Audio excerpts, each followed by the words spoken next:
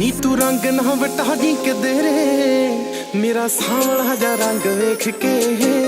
ਦੇਖੀ ਹੱਥ ਨਾ ਛੜਾਲੀ ਮਿੱਠੀਏ ਹੱਥ ਗੱਭਰੂ ਦਾ ਤੰਗ ਦੇਖ ਕੇ ਦੇਖੀ ਹੱਥ ਨਾ ਛੜਾਲੀ ਮਿੱਠੀਏ ਹੱਥ ਗੱਭਰੂ ਦਾ ਤੰਗ ਦੇਖ ਕੇ ਸ਼ੁਭ ਸ਼ੁਭ ਬੋਲ ਸੋਹਣਿਆ ਵੇ ਗੱਲਾਂ ਕਰੇ ਕਿਉਂ ਜਵਾਕਾਂ ਵਾਲੀਆਂ ਪਿਆਰ ਸਿਖਰਾਂ ਤੋਂ ਡਿੱਗ ਨਾ ਪਵੇ ਮੈਂ ਕੱਟਾ ਫਿਕਰਾਂ ਚ ਰਾਤਾਂ